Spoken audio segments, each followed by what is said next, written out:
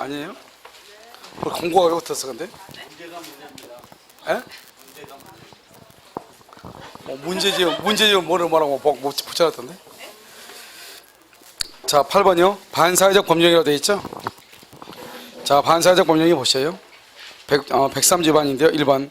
8번이요. 1번. 법령 중 선량 풍속 기타 사회 질서에 관계 있는 규정, 거기까지 관계 있는 규정, 이것을 우리가 강행 규정이다 이렇게 얘기해요. 강행 규정이요. 관계 있는 규정은 뭐뭐뭐를 위해서 이렇게 할 수 있다. 좋은 말이에요. 2번요. 선량 풍속 기타 사회 질서에 위반한 법령이 무효다 동그라미 하고요. 이때 무효는 절대적 무효예요. 옆줄 긋고요. 선의의 제3자 보호 X요. 선의의 제3자가 보호된다 안 된다? 안 돼요. 그럼 선의의 제3자 보호 안 되죠? 그 다음에 거기다가 추인 X, 추인이 안 돼요. 자, 3번은요. 강제 집행을 면한 목적 이렇게 되어 있죠? 거기를 줄고요. 강제 집행을 면한 목적 공익이다 사익이다? 사익이죠? 사익. 그러니까 맨 끝에 일단 맨 끝에 오면 선량한 풍속 기타 사회 질서에 위반한 사항을 내용으로 하는 법령이라고 볼 수 있다 없다? 없죠? 자, 두 번째는 다시 읽어. 3번. 강제 집행을 면한 목적으로 부동산의 허위의 근저당권 등기를 격려 줄고요. 허위의 근저당권 설정 등기를 격려 동그라미 하고요. 거기다가 말소 청구요. 그래서 말소 청구 된다 안 된다? 된다 이 말이죠. 그래서 허위로 했죠. 그래서 무효니까요. 말소 청구할 수 있다. 4번은요.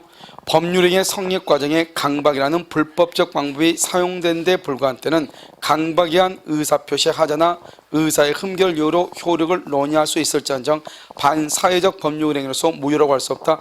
무효 동그라미 무효라고 하는 것은 뭐라고 해야 되면 강박행위가 극심해야 돼. 무효란 말을 쓰려면. 또는요 뭐가 돼야 돼요? 박탈 이렇게 박탈. 그래서 의사 결정의 자유가 박탈되든지 강박행위가 극심해야 돼. 그때 무효라고 하는 것이고. 다시 그러면 법령의 성립 과정에서 강박이라는 불법적 방법이 사용된 데 불과 거의 줄고요. 불법적 방법이 사용된 데 불과 그것을 뭐라 하면 의사 결정의 자유가 제한 이 말이죠. 의사 결정의 자유가 제한된다 이 말이죠.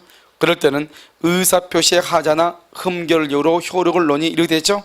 이때 의사표시의 하자가 뭐냐? 강박이죠. 강박을 이유로 효력을 논의한다 이 말은 취소 이 말이죠. 취소할 수는 있을지라도 무효라고 할 수는 없다. 자, 5번은요. 증권회사 등의 정당한 사유 없이 고객에 대하여 증권거래와 관련하여 발생한 손실을 보전하여 주려고 약속을 하죠. 그래서 보전 약속을 했잖아요. 이런 경우 여러분 어떻게 돼요? 그것은 단어서 거기다가요. 거기까지 두 번째 줄이요. 증권회사 등의 정당한 사유 없이 고객에 대하여 증권거래와 관련하여 발생한 손실을 보전하여 주기로 약속. 그것을 뭐라면 투자 수익 보장 약정이다 이 말이죠. 그렇게 투자 수익 보장 약정은 유효이다 무효이다? 무효 이렇게. 자, 그 다음에 9번은요. 변호사 아닌 자가 거기만요. 변호사 아닌 자가 이것을 변호사법 위반이라고 얘기해요. 변호사 아닌 자 변호사법 위반 이렇게요. 유효이다 무효이다? 무효이다 이 말이죠. 승소를 조건으로 그 대가로 소송 당사자로부터 소송 목적물 일부를 양도받기로 한 약정 무효이다. 그 다음에 이번요. 양도소득세 회피 딱 거기요. 양도소득세를 회피하기 위해서 매매계약을 체결하면서 다운 계약서를 작성했다 이런 말이죠. 그러면 이것은요. 공익이다 사익이다? 사익이다. 103조 위반이다 아니다 이 말이죠. 계약의 효력은 뭐가 된다? 인정된다 이렇게. 그 다음에 3번 이미 매도된 부동산에 관하여 매도인의 채권자가 매도인의 배명에 줄고 적극 가담해서 저당권 설정이죠. 그러면 그 저당권은 유효이다 무효이다? 무효이다. 좀 이따 우리가요 이중매매에서 한번 볼 거예요. 4번요. 조건이 선량한 풍속 기타 사회 질서의 위반 거기 줄고요. 선량한 풍속 기타 사회 질서의 위반 이것을 우리는 불법이라고 얘기해요. 불법. 그러니까 조건이 선량한 풍속 기타 사회 질서 위반 즉 조건이 불법이죠. 이건 불법 조건이라고 하는 것인데 이것은 조건만 무효가 되는 것이 아니고 법률행위 전부가 무효가 된다. 그래서 조건만 무효가 되는 것이 아니고 법률행위 전부가 무효가 된다, 이런 말이죠. 5번은요. 토지거래 허가 전의 거래계약이 정지조건부 계약이죠. 정지조건. 그런데 이 정지조건 줄 것이고요. 정지조건은 나중에 조건이 성취하면 유효가 되니까 플러스죠. 그런데 그 정지조건이 토지거래 허가를 받기 전에 줄고 이미 불성취로 확정, 이미 불성취로 확정, 그것을 마이너스죠. 그래서 플러스 마이너스죠. 플러스 마이너스, 그러니까 뭐가 되죠? 마이너스 무효. 그래서 확정적으로 무효, 이렇게 얘기를 해요. 자, 오른쪽 10번은요. 서량 분석 기타 사회절차에 반하는 법령이로서 해당하지 않는 것. 1번 양도소득세 일부를 회피, 딱 거기까지만요. 공익이다, 사익이다, 사익이죠. 그런데 첫 번째 끝에 보면요. 낮은 거래한 가격보다 낮은 금액을 매매대금, 낮은 금액을 매매대금, 이것을 다운계약서죠. 이것도 공익이다, 사익이다, 사익 103조 위반이다, 아니다, 아니죠. 니은요. 니은은 가운데요. 보험금을 편취할 목적, 딱 거기만요. 103조 위반이죠. 그 다음에 디귿은요. 당사자 일방이 상대방에게 공무원의 직무에 관하여 특별한 뭐란다, 청탁 줄 것이고, 청탁. 그 다음에 두 번째 줄 가운데요. 보수로 돈을 지급, 이것을 이퀄 뇌물이라고 하죠. 뇌물 103조 위반이다, 이런 말이죠. 니은요. 매매계약 체결 후 그 목적물이 범죄 행위로 취득한 사실을 알게 된 경우에 그 계약의 이행을 구하는 경우, 이렇게 됐죠. 매매계약 체결 후 줄 거예요. 그래서 범죄 행위로 취득한 사실을 알게 됐죠. 그래서 매매계약 체결 후다 말했으냐, 103조 위반 여부는 103조에 위반되냐 안 되냐, 이 말이죠. 103조 위반 여부는 법률 행위시를 기준으로 판단. 법률 행위시. 그러니까 매매계약 체결 후 그러면 돼야 안 돼요? 안 되죠. 그래서 법률 행위시를 기준으로 이렇게. 법률 행위시. 그러니까 계약 체결 후는 아무 문제 없어요. 그러니까 처음에 매매계약 체결할 때 작물인 걸 모르고 샀다, 이 말이죠. 나중에 작물인 걸 알았다. 그렇더라도 103조 위반이다, 아니다, 아니다, 이걸 얘기하는 것이에요. 그래서 10번의 정답은 몇 번이에요? 3번이요. 그래서 반하는 법령에 해당하지 않는 것으로 묶여진 거고, 이렇게 됐죠. 그래서 보면 기억은 아니죠. 그 다음에 니은은요 위반이죠. 디귿도요 위반이죠. 그 다음에 기억하고 니을이네요. 알겠죠? 자, 11번은요 옳지 않는 것은 그렇게 됐죠. 어떠한 일이 있어도, 딱 거기만요. 어떠한 일이 있어도, 이것은 뭐죠? 평생 동안, 일생 동안, 이런 말과 더불어 어떠한 일이 있어도 이혼하지 않겠다, 어떠한 일이 있어도 혼인하지 않겠다, 이런 말이죠. 이런 것을 우리는 뭐란다? 103조 위반이다, 이렇게 얘기하죠. 그 다음에 2번요. 불법 밀수에 사용된 줄 알면서 금원을 대출해 주기로 한 약정이죠. 불법 밀수요. 그래서 돈을 주는 거죠. 이것도 103조 위반이고요. 3번 법정에서 허위 진술의 대가 103조 위반이죠. 그 다음에 노름빚 줄 것이고 변제하기로 약정, 이것도 노름빚도 103조 위반이지만 변제하기로 하는 약정이죠. 약정, 이것도 103조 위반이 되는 거죠. 둘 다 뭐예요? 자신의 부정행위를 용서하는 대가로 저에게요, 말이 잘못됐네요. 자신의 부정행위를 용서하는 대가가 아니고 용서받는 대가로 저에게 부동산을 양도하되 부부관계가 뭐 하는 거로 자기가 자기를 용서하면 안 되잖아요. 알겠죠? 자기가 부정행위를 했으니까 저한테 용서를 받아야 되죠. 알겠죠? 그래서 부부관계가 유지되는 동안 거기에 주고요. 부부관계가 유지되는 동안, 알겠죠? 유지되는 동안 처가 임의로 처분할 수 없다. 그것은 유지되는 동안 그럼 뭐예요? 이것은 영원히 그것이 아니잖아요. 일정 기간, 이 말이 일정 기간. 알겠죠? 그러니까 103조 위반이 아니다? 아니죠. 만약에 이 사람이요, 예를 들어서 평생 동안 처분하지 마라. 그러면 뭐가 돼요? 무효가 되죠. 그런데 여기서 부부관계가 유지되는 동안 그러면 일정, 즉 이혼하게 되면은 너가 알아서 처분하고, 이 말이잖아요. 그래서 103조 위반이 아니다. 103조는 이것은 암기해야 되기 때문에요. 자, 12번은요, 이것은 뭐냐면 행정고시 시험에 나왔던 거예요. 아주 오래전에요. 10년간 갑의 조수로서 미용 기술을 배운 어른, 10년간이라 어마무시하네요. 갑의 미장으로 칭하면서 평생 동안, 딱 거기요, 일생 동안, 평생 동안 103조 위반이다, 아니다? 위반이다. 참 이거 봐봐. 옳은 것은 그럼요, 유효이다, 강박이다, 불공정이다, 통정이다, 애매하죠. 4번 반사회질서 법률행위에서 무효다 이 말이죠. 이게 알겠죠? 딱 보면요, 이게 과연 어떤 것이 정답일까 애매하게 되잖아요. 알겠죠? 평생 동안 미용하지 말아 가니까 이거 강박인가? 뭐 되기도 하고요. 알겠죠? 자, 그 다음에 13번은요 틀린 것은 이렇게 되어 있죠. 1번 명의수탁자가 신탁재산을 처분하는 경우에 매수인이 수탁자의 배명에 줄고 적극 가담 유효이다 무효이다 무효 적극 가담 무효. 그 다음에 유효이다 틀렸죠. 2번 반사회 행위에 반사회 질서 행위죠. 반사회 질서 행위의 무효는 무슨 무효죠? 절대적 무효죠. 그러면 전득자가 아무리 선이라고 할지라도 보호가 된다 안 된다? 안 되죠. 그래서 전득자에 대해서 주장할 수 있고, 알겠죠? 모형의 전환, 모형의 추인이 인정된다 안 된다? 안 되는 것이죠. 그런데 어떤 것은요 104조는 모요행위 추인은 안 되지만 뭐는 된다? 전환은 된다 이런 말이죠. 3번은요 도박자금에 제공할 목적으로 금전을 대체한 경우 이렇게 됐어요. 그래서 도박자금 103조 위반으로서 무효이죠. 금전을 대체한 경우 이를 추인하여도 효력이 생기지 않죠. 왜요? 103조 위반은 절대적 무효잖아요. 추인을 할 수가 있다 없다? 없다. 4번 무효인 법률행위이므로 그에 대하여 급부의 이행을 청구하는 것은 허용되지 아니한다 이렇게 되는데 지금요 103조 위반을 지금 얘기하고 있잖아요. 그래서 103조 위반은 746조 불법 원인 급여가 되죠. 그러니까 이미 이행한 것은 반환을 청구할 수 없지만 아직 이행하지 않은 것에 이행을 청구할 수는 있다 없다? 없다 이란 말이죠. 그래서 그러면 무효인 법률행위이므로 그에 대하여 급부의 이행을 청구하는 것. 그러니까 급부의 이행을 청구하는 것은 준 것에 반환 청구 된다 안 된다? 안 되고 아직 이행하지 않는 것 달라고 하면 된다 안 된다? 안 된다 이 말이죠. 5번은요 반사회적 법률행위에 기하여 물건을 급부한 경우 첩계약에 의하여 물건을 급여한 경우 이 말이죠. 소유권에 대한 반환 청구 된다 안 된다? 안 되죠. 746조 불법 원인 급여에 의해서 반환 청구가 안 되니까 결국 소유권은 누구한테 있는 것이다? 첩에게 있는 것이고 그러면 급여한 자는 소유권이 있다 없다? 없으니까 그것을 소유권에 의해서 반환 청구가 인정이 된다 안 된다? 안 된다 이런 말이죠. 그래서 여기까지 보시고 이제 13부터 봐야 이제요. 그럼 14번은 뭐냐면 이런 것이죠. 여기 있어요.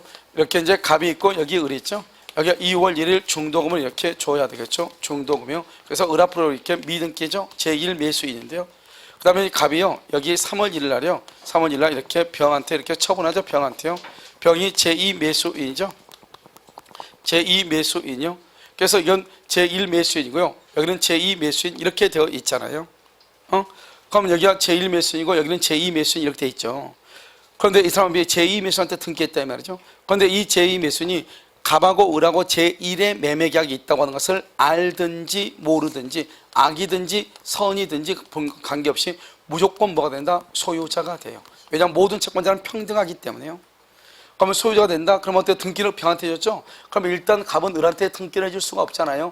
이것을 뭐라 한다? 이행불능이라고 하죠. 이행불능은 뭐의 일종이다? 채무불행의 일종이죠. 채무불행이 있으면 여기서 이행불능으로 채무불행이죠. 최고 없이 계약을 해제해요. 그다음에 원상회복을 청구하고 손해배상을 청구하는데 이때의 손해배상은 이행불능 당시를 기준으로 해서 그 시가대로 뭐죠? 손해배상을 하는 거죠. 그럼 이행불능 당시가 언제예요? 이행불능 당시를 알아야 될 거 아니에요. 이행불능 당시를 기준으로 하니까요. 언제다? 그것은 3월 1일이다 이 말이죠. 그래서 갑이 을한평한테 3월 1일 등기해 주죠. 그러면 더 이상 갑은 을한테 등기해 줄 수 있다 없다? 없죠. 그 다음에 또 한 가지는요. 여기서 이제 갑이에요. 갑의 배임행위죠. 배임행위를 했죠. 배임행위라면 어떻게 돼요? 이것을 무슨 행위가 돼요? 불법행위가 되죠. 이 불법행위는 불법행위에서 뭐를 청구할 수 있어요? 손해배상을 청구할 수 있죠. 손해배상. 이 손해배상 이것을 뭐란다? 경합한다 이란 말이죠. 둘 중에 하나를 선택적으로 행사한다 이란 말이죠. 그 다음에 이 사람이 미등기죠. 이 사람은 아직 소유자도 아니다. 소유자가 아니죠. 그래서 소유자가 아니다 이 말이죠. 아니니까 어떻게 되냐? 여기 보면 이 병이라는 사람이 이것은 원칙적으로 됐을 때 얘기하는 것이고 예를 들어서 적극 가담하죠. 적극 가담하면 여기서 무효가 되거든요. 이때의 적극 가담이라는 것은 제1의 매매 계약이 있다는 것을 알기만 하면은 유효예요. 알면서 뭐라냐? 병이 갑한테 매도를 요청하고 또는요 유도한다 이 말이죠. 다른 말로 이것을 통모했다, 다른 말로 갑을 기망했다 이렇게도 표현을 해요. 이것을 적극 가담이라고 하고 그러면 무효가 되고, 이 무효는 103조 위반으로 무효이고 746조 불법 원인 급여가 되고, 따라서 갑은 병 앞으로 되어 있는 등기의 말소를 청구할 수가 있다 없다? 없다 이런 말이죠. 그러면 여기서 무효는 절대적 무효니까요, 이걸 병이 정한테 처분한다. 정은 뭐를 불문하고? 선, 악을 불문하고 소유권 취득 못하고, 그러면 정은 병에 대해서 뭘 할 수 있냐? 담보 책임을 추궁할 수가 있는 것이고, 이때 무효는 절대적 무효로서 일단 병은 소유권 취득 못하니까요, 이 의뢰한 사람이 지금 현재 소유자가 아니죠. 이 의뢰형 병 앞으로 되어 있는 등기를 직접 말소는 할 수 없다. 왜요? 자기가 소유자가 아니니까요. 그러면 어떻게 해서 말소한다? 갑을 뭘 해서? 대위해서 말소한다. 갑을 대위해서 말소를 하는 것이다 이 말이죠. 그래서 갑을 뭘 해서? 대위해서 말소하고, 직접 말소가 된다 안 된다? 안 되는 것이다 이 말이고요. 이 을은 지금 현재 소유자가 아니죠. 소유자가 아니니까 진정명의 회복을 원인으로 한 소유권 이전 등기, 진정명의 회복을 원인으로 한 소유권 이전 등기를 청구할 수 있어 없어? 없다. 진정명의 회복은 누가 하는 것이냐? 현재 소유자. 그런데 을은 지금 현재 소유자가 아니죠. 그래서 할 수 없고, 여기는 채권자 취소권은 등기 청구권이라고 하는 특정 채권을 위해서는 채권자 취소권을 행사할 수 없거든요. 그래서 채권자 취소권을 행사할 수가 없다. 채권자 취소권은 언제 행사한다? 그것은 통정 허위 표시에서는 할 수 있지만 할 수 없다 이런 말이죠. 이것을 이중매매라고 얘기하는 것이고, 그런데 이것은 우리는 이중매매라고 할 때는 왜 이중매매란 말을 쓰냐? 갑하고 을하고도 매매고, 을하고 병하고 갑하고 병하고도 매매잖아요. 둘 다 매매니까 이중매매라고 하는 말을 쓰는 거예요. 그런데 실제적으로는 이중매매라기보다는 이중양도라는 것이 훨씬 더 정확한 말이에요. 즉 갑하고 을하고 매매인데요, 여기 이 병이라는 사람이 적극적으로 가담해서, 여기는 매매인데 적극적으로 가담해서 증여를 받거나, 여기는 시효취득인데 여기는 시효취득인데 시효취득이 끝나고 난 다음에 병이 적극적으로 가담해서 저당권을 설정받거나, 갑이 을한테 증여를 했는데 이 병이 적극적으로 가담해서 교환을 받았거나, 이런 것들이 다 뭐냐? 다 이중매매에 해당하거든요. 그런데 이건 매매는 아니잖아요. 그래서 이런 것들을 통틀어서 뭐라고 하냐? 이중양도라고 얘기하는 거예요. 이중양도. 알겠죠? 그러니까 그런데 다른 것들 가지고는 설명하기가 조금 애매한 게, 증여 같은 경우는 뭐 어디가 중도금, 잔금 이런 게 없잖아요. 그러니까 이렇게 뭔가를 기준으로 가지고 설명하기가 좀 애매하고요. 그 다음에 설명이 풍부하지 않단 말이죠. 그러다 보니까 제1의 것도 매매, 제2도 매매 이렇게 해서 설명이 하기가요 쉽다 보니까 자꾸 매매만 가지고 얘기하다 보니까 이중매매 이렇게 얘기하는 거예요. 원래는 뭐라고 한다? 이중양도라고 얘기하는 것이죠. 그러니까 제1의 행위가 무엇이든지 간에 관계없이 제2의 행위에 대해서 적극적으로 가담을 한다. 유효이다 무효이다? 무효이다. 갑하고 을하고 명의사를 했어. 그런데 명의사를 했는데 만약에 이 병이라는 사람이 수탁자의 배명에 적극 가담해서 증여를 받았다. 그래도 뭐가 된다? 무효가 되는 것이다 이런 말이죠. 자 14번은요, 갑이 자기 소유 X부동산을 을에게 매도하고 매매대금을 수령했으나 이를 알고 있는 병이 줄고 적극적으로 권유했단 말이 무슨 말이죠? 이것을 뭐죠? 무효다 이 말이 적극 가담. 갑으로부터 위 부동산을 매수하고 등기를 경유했다. 1번 갑과 병 사이의 매매계약은 무효이다. 이때 무효는 어떤 무효다? 절대적 무효. 절대적 무효니까 제3자는 선악불문하고 보호가 된다 안 된다? 안 되죠. 그래서 1번에서 5번으로 묶으면 병으로부터 X부동산을 전득한 정이 선이다. 정이 선이다. 소유권을 취득할 수 있다 없다? 없다. 취득할 수 없다 줄 것이고, 정은 병에게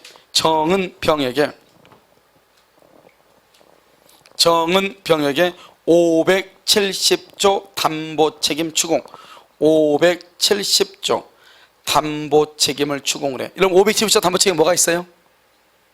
뭐 그런 것이 있죠. 알겠죠?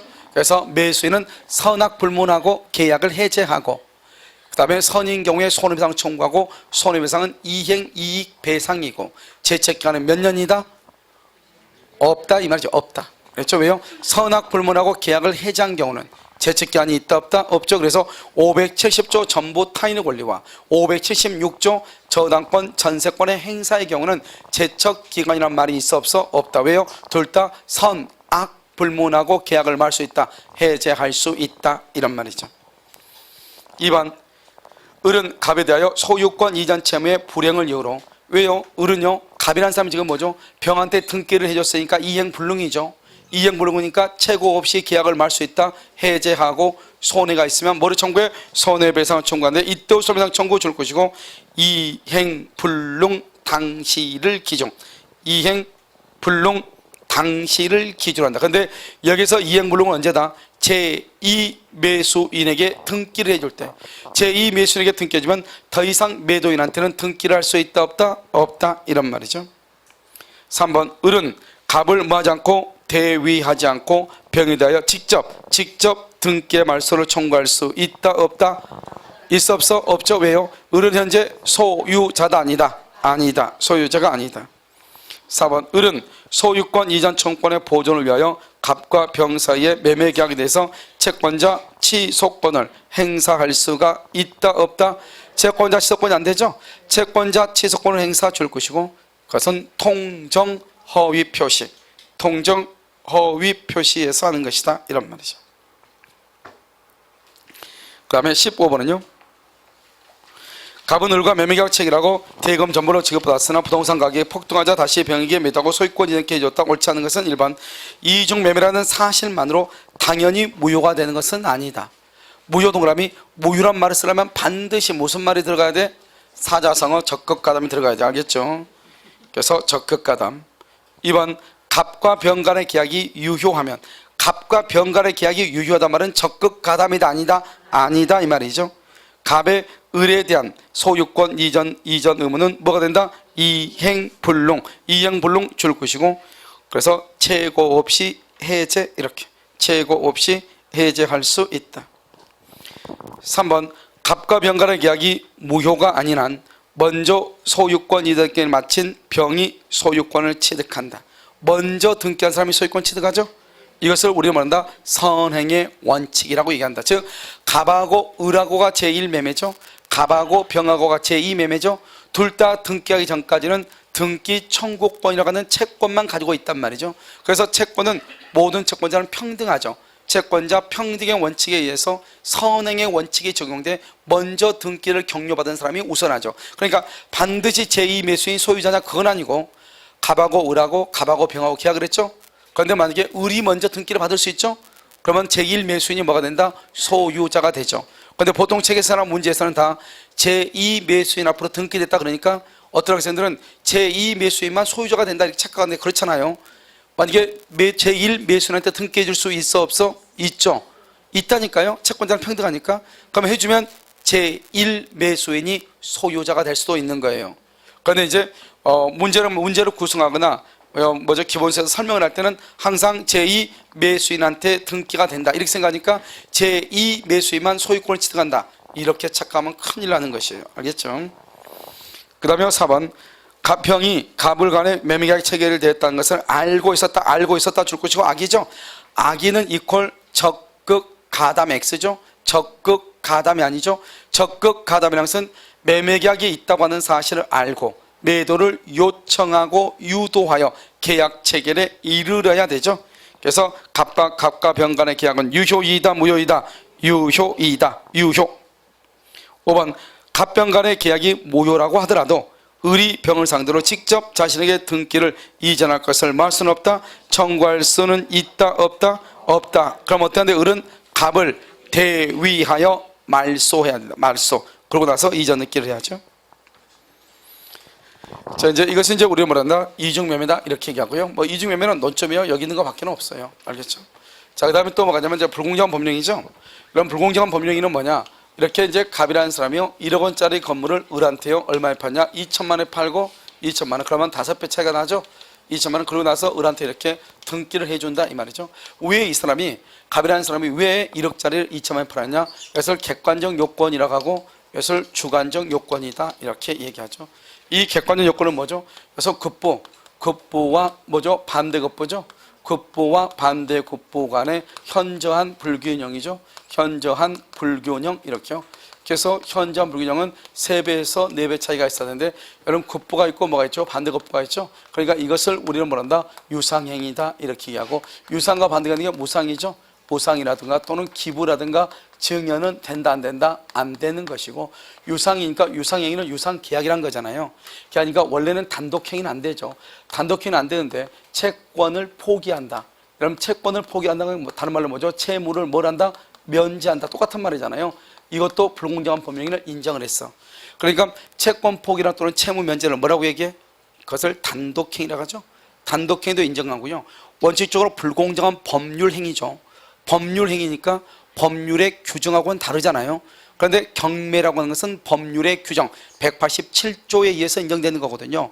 그러니까 경매의 경우는 불공정한 법률행위가 성립할 여지가 있다 없다? 없는 것이고, 주관적이라는 것은 왜 갑이라고 하는 사람이 1억 원짜리를 을한테 2천만 원에 팔았느냐 이 말이죠. 이때 갑이라는 사람은 그 사람은 궁박했기 때문이냐, 경솔했기 때문이냐, 무경험했기 때문이냐 이 말이죠. 여기서 무경험이라는 것은 거래 일반에 있어서 경험의 부족을 얘기하는 것이지 특정한 거래 영역에서 경험의 부족을 얘기하는 것이 아니다 이 말이고, 이때 궁박이라는 것은 경제적 궁박이 보통이겠지만 정신적, 심리적, 명예적 모든 궁박을 포함하는 것이고, 만약에 이 건물을 본인 갑이 직접 매도한 것이 아니고 대리인을 통해서 매도를 할 때는 궁박이라고 하는 것은 본인을 기준으로 판단을 하고, 경솔과 무경험은 대리인을 기준으로 판단하는 것이고, 이러한 사정을 알면서 인식이죠. 이러한 사정을 알면서 인식하고서 플러스 이것을 이용하려는 의사, 이 이용하려는 의사를 뭐라고 얘기하냐? 이것을 폭리의사라고 얘기하죠. 폭리의사. 이것이 있어야만이 불공정한 법령이 성립하고, 폭리의사가 없으면 불공정한 법령은 성립하지 않고, 궁박과 경솔과 무경험은 모두 다 있으면 좋지만 하나만 있어도 불공정한 법령은 성립한다. 따라서 궁박과 경솔과 무경험이라는 것은 모두 다 입증할 필요가 없고 하나만 입증하면 되는 것이고, 객관적인 요건이 충족된다 하더라도 주관적인 요건이 뭐가 되지 않는다? 추정되는 것은 아니고, 불공정한 법률행위로서 무효가 되죠. 무효가 되면 어떻게 하냐? 피해자인 갑은 등기의 반환을 청구할 수가 있지만 폭리자인 을은 갑한테 반환을 청구할 수가 없게 되죠. 그래서 불공정한 법률에서 무효가 되면 이때의 무효는 절대적 무효이죠. 이 절대적 무효는 선의의 제3자도 보호받지 못한다. 따라서 을이 이것을 병한테 처분했다 할지라도 병은 선악불문하고 보호가 안 되고, 그래서 무효행위 추인이 안 된다. 하지만 무효행위 뭐는 인정된다? 전환은 인정이 되고, 무효가 되면은 피해자는 반환을 청구할 수 있다 이 말이죠. 그럼 무효가 돼야 되잖아요. 그럼 무효가 되려면 객관적인 요건과 주관적인 요건을 충족을 시켜야 돼. 이 객관적인 요건과 주관적인 요건에 해당하는지 여부는 누가 증명을 해야 돼? 누가? 무효를 받는 자가 주장하는 자. 그래서 무효를 주장하는 자가 누구다? 갑이 객관적인 요건과 주관적인 요건을 입증을 해야 된다 이 말이죠. 이것을 불공정한 법률행위라고 하고, 갑하고라고 매매계약을 체결하면서 부재소 합의, 어떠한 일이 있어도 소송을 제기하지 말자 이렇게 합의를 했다 이 말이죠. 그러한 합의를 했다 할지라도 매매계약 자체가 불공정한 법률행위에 해당하여 무효가 되면은 부재소 합의도 여전히 효력이 있다 없다? 없다. 자, 16번 한번 보셔요. 1번 무효인 불공정한 법령에는 추인에 의하여 뭐가 될 수 있다? 유효가 될 수 있다 없다? 없죠. 추인 동그라미하고 유효 동그라미 X죠. 2번 불공정한 법령이 되기 위해서는 궁박, 경솔, 무경험 세 가지 모두가 요구되는 것은 아니다. 몇 개만 있으면 돼? 하나만. 3번 불공정한 법령의 요건에 대한 증명 책임은 누구한테 있다? 무효를 주장하는 자. 4번 궁박은 경제적 궁박에 한정되지 않고 정신적, 심리적 원인에 기한 궁박도 포함된다. 5번 대리인이죠. 궁박은 본인, 경솔과 무경험은 누구를 기준으로? 대리인을 기준으로. 그래서 궁박은 본인, 경솔과 무경험은 누구를 기준으로? 대리인을 기준으로 한다 이란 말이죠. 알겠죠? 정답 몇 번이죠? 1번이죠. 1번. 자, 17번은요. 옳지 않은 건 하나의 의사표시를 구성하는 요소로, 의사표시를 구성 요소로 하는 단독행위, 단독행위는 불공정한 법령이 발생할 여지가 없다. OX, X죠. 여러분 단독행위인 채권 포기, 채무 면제의 경우에도 불공정한 법률행위가 성립할 수 있다. 그래서 단독행위다가 채권 포기 이퀄 채무 면제. 채권의 입장에서 보면 포기인데 채무의 입장에서 보면은 면제를 해주는 거죠. 2번요. 불공정한 법령이 되기 위해서는 궁박, 경솔, 무경험 세 가지 모두가 요구되는 것은 아니다. 3번 불공정한 법령의 요건에 대한 증명 책임은 누가 있다? 줄고 무효를 주장하는 자. 궁박은 경제적, 정신적, 심리적, 명예적 모든 궁박을 포함하고 5번은요. 대리인에 의한 법률 행위에서 경솔과 무경험은 누구? 대리인 알겠죠? 그 다음에 궁박은 누구? 본인 이렇게. 정답 몇 번이다? 1번이죠. 여기 왜 정답을 다 하고 해설하고 이렇게 따로따로 안 해놨지? 자, 18번은요. 옳지 않은 것의 조합은 이렇게 되어 있나요? 자, 1번. 객관적으로 급부와 반대급부 사이의 줄과 현저한 불균형. 그 다음에 주관적으로 거래 피해 당사자가 궁박하여야 하며 궁박 줄 것이고 그 밖에가 틀렸어. 궁박하여야 하며 그 밖에 거기가 틀렸어. 우리가 궁박과 경솔과 무경험은 셋 중에 하나만 있으면 되죠. 그런데 궁박하여야 하고 그 밖에 경솔이 있어야 돼. 그러니까 여기는 궁박하고 경솔이 다 있어야 된다 이 말이잖아요. 그러니까 돼야 안 돼? 안 돼. 이건 변리사 시험에 나온 지문이에요. 자, 3번은요.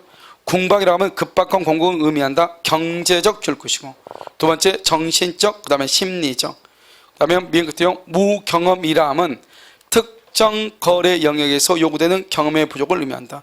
특정 거래 영역에서 요구한다. OX, X죠. 거래 일반에 있어서 경험의 부족, 거래 일반에 있어서 경험의 부족을 의미한다 이런 말이죠. 자, 리을은요. 대리인을 통해서 거래가 이루어진 경우에는 경솔과 무경험은 누구를 기준으로? 대리인, 궁박은 누구? 본인 이렇게. 미음은요. 증여 계약과 같이 아무런 대가 관계없이 당사자 일방이 상대방에게 일방적인 굿부라는 법령에는 적용이 된다 안 된다? 안 되죠. 그래서 증여 또는요 무상행위 이런 것은 불공정한 법률행위가 성립한다 안 한다? 안 한다 이란 말이죠. 안 한다 이렇게. 그래서 여러분요 정답은요 18번 정답 몇 번이에요? 5번이에요. 보시면 돼요. 그렇죠? 자, 그 다음에 19번은 보세요. 법령 중 선량한 풍속 기타 사회 질서에 관계없는 규정 줄거 봐. 이것을 뭐라고 하냐면 임의 규정이라고 한다 그랬죠. 임의 규정과 다른 관습, 이때 관습은 사실인 관습을 얘기해요. 다른 관습이 있는 경우에 당사자의 의사가 명확하지 않은 때 줄거, 명확하지 않으면 관습에 의한다 이렇게 지금 되어 있나요? 자, 그럼 봐봐. 여기 우리가 이제 법률 해석 기준으로 뭐가 있냐면 목적 있죠. 목적 그 다음에 사실인 관습, 그 다음에 뭐가 있죠? 목적, 사실인 관습, 그 다음에 여기요 임의법규죠. 임의법규, 그 다음에 신의 성실 원칙, 신의 측 이렇게 되어 있죠. 그래서 목적, 사실인 관습, 임의법규, 신의 측 이렇게 되어 있잖아요. 그럼 여기요 목적이 되어 있고 사실인 관습이 되어 있고 임의법규가 되어 있고 신의 성실 원칙이 이렇게 되어 있잖아요. 그럼 봐봐요. 우리가 목적이라고 하는 것은 뭐냐면 당사자의 의사가 일치한다. 의사가 일치. 이게 목적이죠. 의사가 일치. 그럼 여기까지는 뭐다? 의사주의죠. 여기는 의사가 잘 일치하지 않거나 의사를 불분명할 때, 의사가 불분명할 때는 먼저 법률이 해석을 할 때는 사실인 관습, 임의법규, 신의 성실의 원칙으로 간다 이 말이죠. 만약에 의사가 일치한다. 그럼 그 일치한 대로 가는 거예요. 당사자가 기도하는 목적대로. 그런데 의사가 불분명하다. 그럼 뭐로 가는 것이다? 사실인 관습, 임의법규, 신의 성실 원칙 이런 순서로. 그래서 이제 그걸 얘기하죠. 틀린 것은 이 말이에요. 사실인 관습은 강행법규에 위반되지 않아야 되고요. 사실인 관습은 임의법규에 우선하여 법령의 해석의 표준이 되죠. 사실인 관습이 법규가 더 빠르죠. 사실인 관습은 간섭법과 다르게 법적 확신에 의해서 지지될 필요가 없다. 여러분 이게 뭐냐면 사실인 관습하고 우리 시험에 한번 나오긴 나왔어요. 사실인 관습하고 뭐가 나오냐면 여기 관습법하고 시험에 나온 적이 있긴 있거든요. 그럼 여기는 관습법이고 이건 사실이잖아요. 법이고. 그럼 법이 뭐냐면 일정한 관행이 존재하고요. 그 다음에 법적 확신이 있어야 되고 법적 확신. 그 다음에 또 뭐냐 정당성과 합리성이 있어야 돼. 정당성과 합리성이요. 그런데 사실 것은 관행은 있지만 법적 확신이나 정당성, 합리성이 있을 필요가 없거든요. 그러니까 이것은 법이니까 이것은 법관이 직권으로 조사하고요. 사실이니까 이것은 당사자가 입증하는 게 원칙이에요. 그런데 원칙이 있으면 항상 뭐가 있어요? 예외가 있잖아요. 이 관습이라고 하는 것이 경험칙이 되어 있다. 경험칙화되어 있을 때는 그때는 법관이 조사를 하고요. 법관. 여기는 관습법이잖아요. 관습법 이렇게 되어 있죠. 영 관습법은 여기 누가 하죠? 법관이 하는 거잖아요. 법관. 그런데 이 관습을 법관이 모르는 경우 있죠. 모르는 경우. 관습을 법관이 모르는 경우가 있죠. 그럼 모르는 경우는 어떻게 돼요? 모르는 경우 이걸 어딘지 잘 모르잖아요. 이렇게 모르는 경우 이렇게 있을 거 아니에요. 그럴 때는요 당사자가 입증을 해야 돼요. 왜냐하면 관습이란 걸 법관이요 소리 산 사람이 잘 모를 수 있잖아요. 그럴 때는 그러니까 원칙적으로 관습법은 법관이 조사하지만 법이니까 관습의 존재를 모르면 당사자가 입증하는 것이고, 사실은 관습에서 사실의 항은 당사자가 입증해야죠 당연히요. 그런데 그것이 경험칙화되어 있을 때는 법관이 조사. 경험칙이란 것은 뭐냐? 경험 법칙이란 말이에요. 법칙. 법칙은 누가 하는 것이다? 그것은 법원이 하는 것이죠. 그래서 법관이 조사한다 이런 말이죠. 그 다음에요 4번 당사자의 특약으로 관습을 배제할 수가 없다 그랬죠. 틀렸죠? 특약, 당사자의 특약 줄 것이고 의사일치죠. 의사일치. 의사일치면 당사자가 일치한 의사대로 목적대로 가는 거니까 관습을 배제하자 그러면 그대로 가는 거죠. 그 의사에 따른다 이 말이죠. 당사자가 특약으로 그러면 의사일치죠. 그러면 그 의사에 따른다. 의사. 그러니까 만약에 사실은 관습을 배제하자 그럼 관습을 배제하는 것이죠. 자, 그럼 5번은요. 사실은 관습은 당사자의 의사가 뭐잖아요? 명확하지 않아야 해석에 뭐가 된다? 기준이 된다. 이렇게 되어 있죠. 만약에 당사자의 의사가 명확하다? 그럼 뭐로 가는 것이다? 의사대로 가는 것이다. 목적대로 가는 것이다. 이런 말이죠. 자, 그러면 20번이요. 법률행위 해석이라고 되어 있나요? 법률행위 해석이라는 것은 여기서 이제 우리가 이제 해석의 기준을 받고요. 이제 해석이라는 것은 되게 간단해요. 그렇죠? 그래서 뭐 한번 보시면요. 법률행위 해석이라는 것은 뭐냐면 먼저 우리가 법률행위 해석은 의사와 표시가 이렇게 일치하죠. 이럴 때는 절대로 해석이란 말을 쓰지 않아요. 쓰지 않고 그 일치한 의사대로 의사 표시대로 효력이 있는 거예요. 일치한 의사 표시대로 효력이요. 그러니까 일치한 경우는 우리가 의사 표시를 해석한다. 유효다 무효다 이런 걸 따질 필요가 없어요. 그럼 언제냐면 이렇게 의사와 표시가 일치하지 않을 때 이 말이죠. 그래서 이 표시를 어떻게 볼 것인가 이 말이죠. 표시를 유효로 볼 것인가, 이것을 뭐라고 한다? 표시주의라고 하고, 표시주의는 누구의 입장에서? 상대방의 입장에서 어떻게 해석을 한다? 객관적으로 해석하는 것이고, 만약에 표시가 무효이다? 그럼 표시가 무효면 뭐밖에 없어? 의사밖에 없죠. 이것을 의사주의라고 얘기하는 것이고, 의사주의는 누구의 입장에서? 표의자의 입장에서 주관적으로 판단하는 것이다 이런 말이죠. 이것을 우리는 표시주의다, 이것을 의사주의다 이렇게 하고, 표시주의를 우리는 뭐라냐? 이것을 규범적 해석이라고 얘기하고, 의사주의를 이것을 뭐라 한다? 자연적 해석이다 이렇게 얘기하죠. 그러니까 이게 이제 의사와 표시가 일치하지 않았을 때 이것을 얘기하는 것이죠. 의사와 표시가 일치. 이때 의사를 뭐라 하죠? 의사. 이때 의사를 내심의 효과 의사. 이것을 내심의 효과 의사라고 얘기하고, 이것을 뭐라 하냐? 효과 의사. 이것을 뭐라 한다? 진이 이렇게 얘기하는 것이고, 표시를 뭐라 한다? 이것을 표시상의 효과 의사. 그래서 표시상의 효과 의사. 이것을 우리는 뭐냐? 표시행위 이렇게요. 표시행위. 여기는 뭐라냐? 표시행위로부터 뭐가 되는? 추단되는 효과 의사. 추단되는 효과 의사 이렇게 얘기하죠. 이렇게 얘기를. 알겠죠? 그럼 이제 이것은 이제 우리가 이제 가지고 뭘 보냐면, 먼저 상대방이 없다. 이것은 필요 없죠. 상대방이 없는 경우는 의미가 없으니까요. 상대방이 있으면은 있다. 그것을 무슨 주의냐? 표시주의가 원칙이죠. 그래서 상대방이 있으면 일단 우리가 상대방이 있느냐 따지는 것은 일단 의사와 표시가 일치하지 않는다는 전제에 서는 거예요. 의사 표시가 일치하면 상대방이 뭐가 필요 없어. 그냥 뭐대로 일치한 의사대로 가는 거니까. 만약에 의사주의는 여기 원칙이죠. 원칙은 표시주의인데요. 예외적으로 의사주의라고 하는 것이 있죠. 의사주의는 뭐냐? 연 107조 1항 단서가 있고 108조 통정의 표시. 통정의 표시는 뭐예요? 상대방과 표의자의 뭐가 일치한다? 의사가 뭘 한다? 일치한다. 합치가 있다. 합의가 있다. 또는요 상대방의 양해를 구했다. 통정을 했다. 짜고 했다. 이런 말이죠. 이런 말이 있으면 전부가 다 의사가 일치죠. 아무리 상대방이 있어도 의사주의죠. 의사주의는 표시가 무효죠. 의사주의는 의사대로 효력이 있고, 뭐가 무효이다? 표시가 무효가 되죠.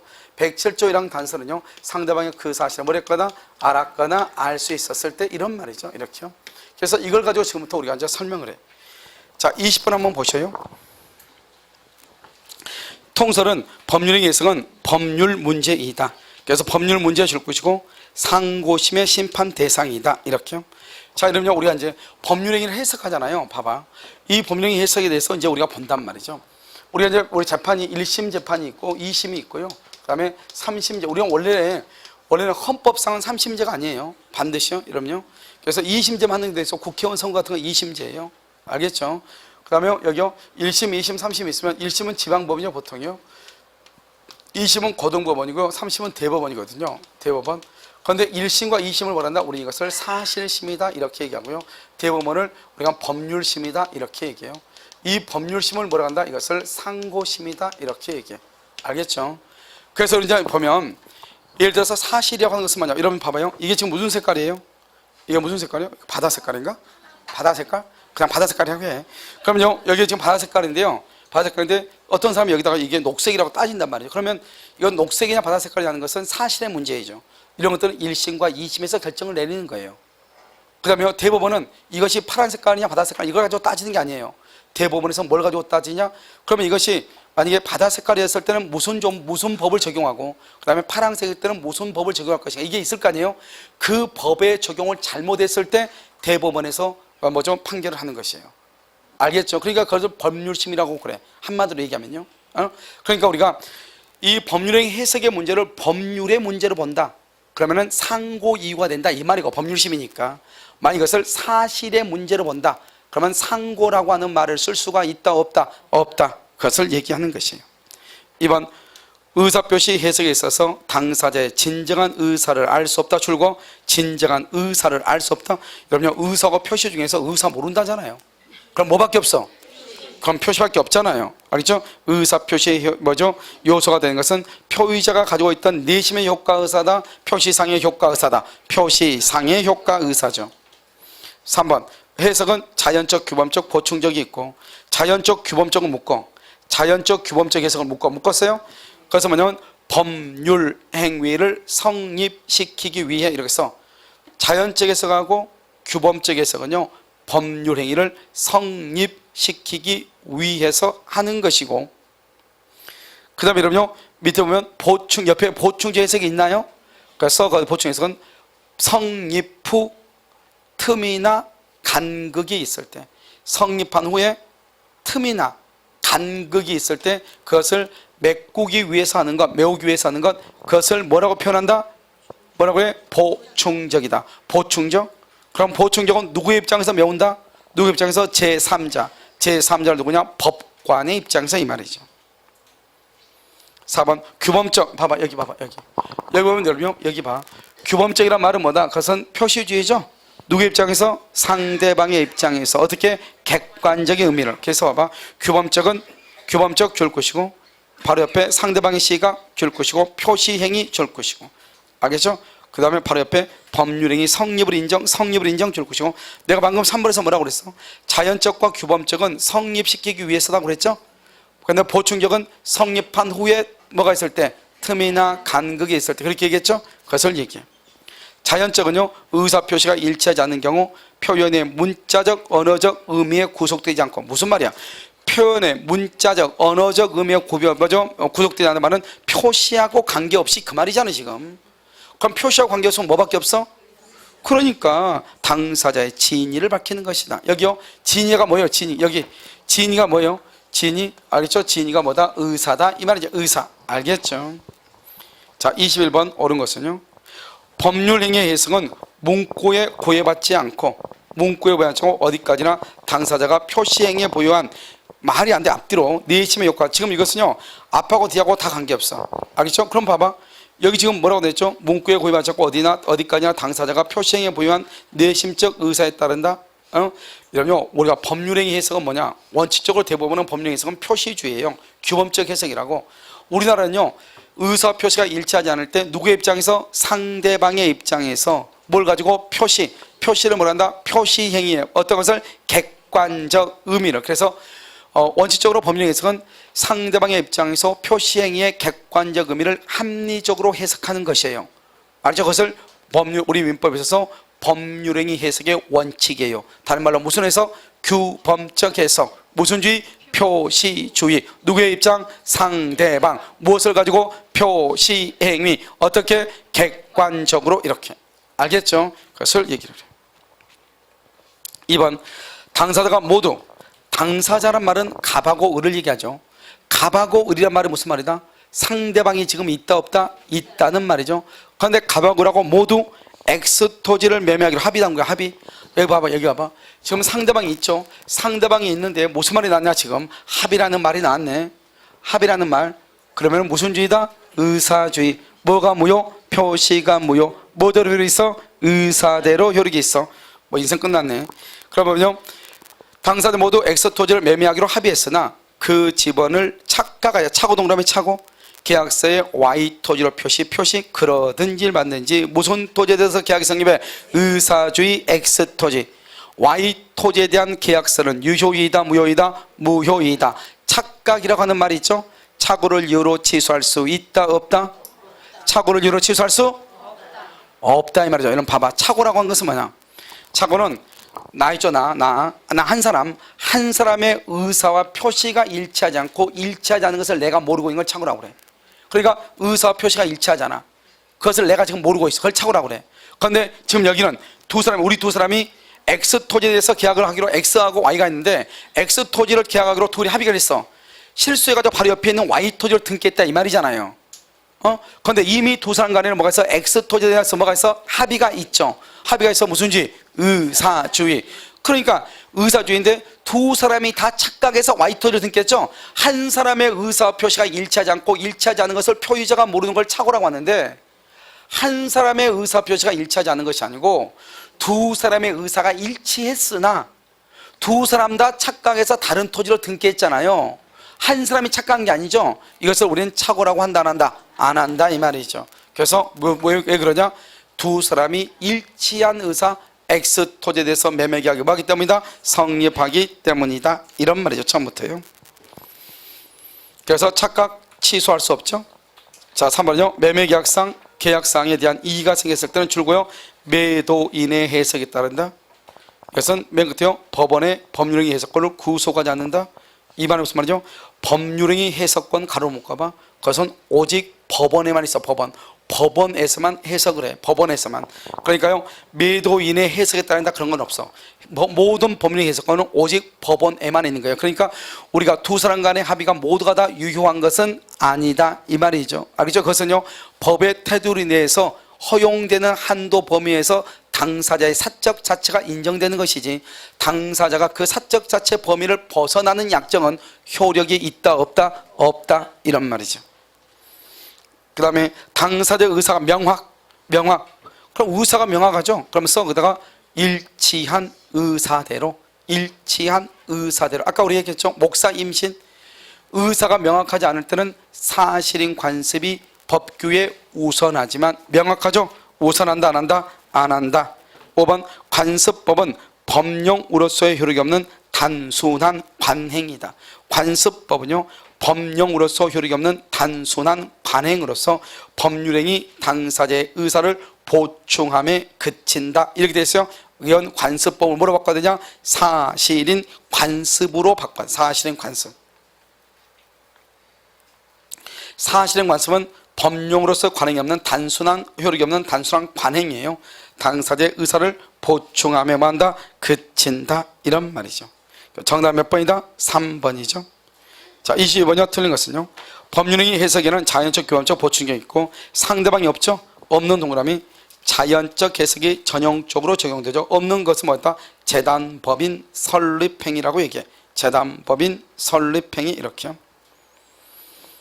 그 다음에 3번이요. 규범적 해석은 누구의 시각이다? 상대방의 시각. 뭐에 따라서? 표시 행위에 따라서 바로 옆에 법률행위의 성립을 인정. 보충적은요, 법률행위 내용에 뭐가 있다? 틈이나 간극.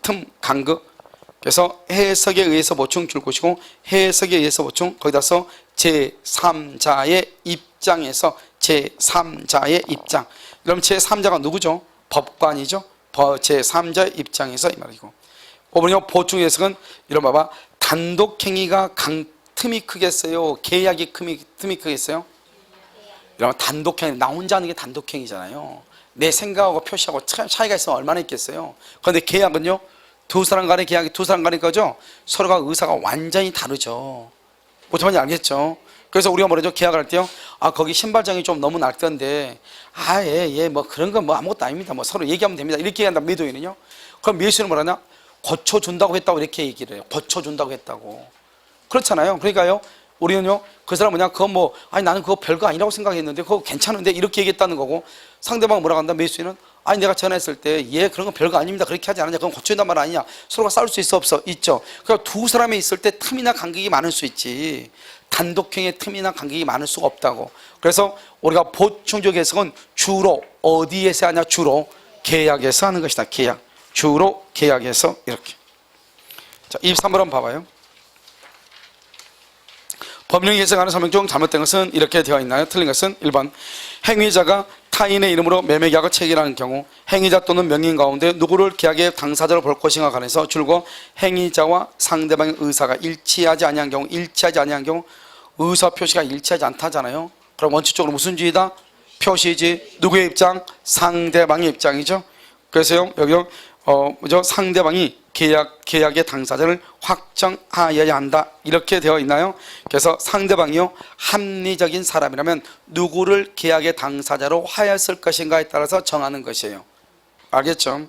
이번 실제로 더 받을 금전이 있음에도 불구하고 영수증의 줄과 총 완결, 그러냐 100만 원을 돈을요 빌려주고 36만 원을 받고 아직 64만 원이 남았거든요. 그런데 64만 원 아직 덜 받았는데 영수증을 총 완결 이렇게 써줬단 말이죠. 그 말은 무슨 말이에요? 나머지 빚은 뭐한 것이다? 탕감한 것이다. 탕감. 나머지 빚은 뭐한 것이다? 탕감한 것이다. 더 이상 받을 생각이 있다 없다? 없다, 이 말이죠. 그래서 그로 인해서 모든 결제가 완결된 것, 이렇게. 3번 경매 목적 부동산의 소유권은 경락대금을 실질적으로 부담한 자가 누구인과 관계없이 경락받은 명의인이 소유권을 취득하죠. 이것을 말한다, 계약 명의 신탁이다, 이렇게 얘기해요. 계약 명의 신탁, 이렇게. 4번은요, 첫 번째부터 모든 권리금을 인정하면 그래 됐죠.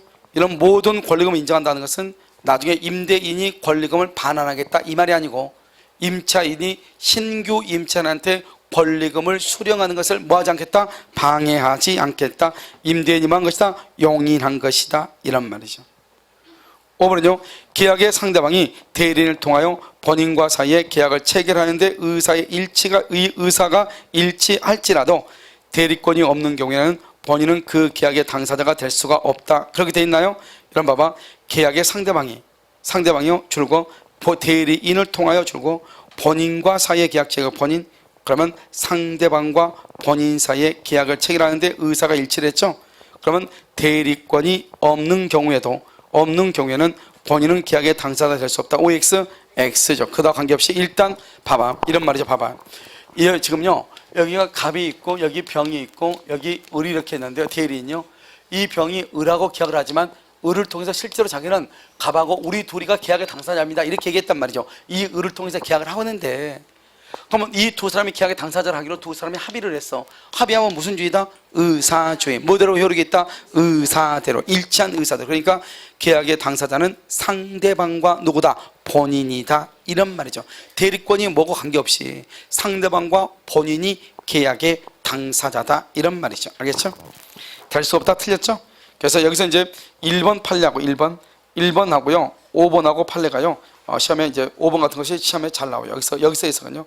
물론 이제 2번, 3번, 4번도 다 중요해요. 알겠죠? 그래서 3번 같은 것은 이제 우리가 부동산 실명법에서 계약 명의 신탁에서 나오는 것이고, 알겠죠? 나머지 이제 법령의 해석인데, 법령의 해석이라는 것은 여러분 딱 보면 알겠지만 일단 의사하고 표시밖에 없잖아요. 그러면 의사를 모르면 표시이고, 표시가 무효이면 뭐만 남고? 의사만 남고, 일치하면 무슨 주의고? 의사주의고, 일치하지 않으면 무슨 주의고? 표시주의고. 이것만 여러분 머릿속에 딱 담고 있으면 돼요. 그 다음에요, 우리가 의사라고 하는 것은 표의자의 입장에서 주관적으로 하는 것이고, 그 다음에 표시라고 하는 것은 누구의 입장에서? 상대방의 입장에서 객관적으로 해석하는 것이다. 이 말장난이니까, 말장난. 이것만 여러분 잘 알고 있으면 되고요. 상대방이 있다, 무조건 무슨지? 표시주의다. 의사 표시가 일치하지 않았을 때. 그런데 상대방과 표의자의 의사가 일치한다, 합치한다, 합의한다, 양해한다, 짜고 했다, 이런 것은 다 무슨 주의다? 의사주의다. 그런데요, 만약에요, 상대방이 표의자의 지인이 아님을 뭐랬거나 알았거나 알 수 있다, 그래도 무슨 주의다? 의사주의. 뭐가 무효이다? 표시가 무효, 이런 말이죠. 그렇죠? 그럼 잠깐 쉬었다가요, 24번부터, 왜냐면 뒤에요 설명하고 다 비슷비슷하게 연결되니까 잠깐 쉬었다 하도록 하겠습니다.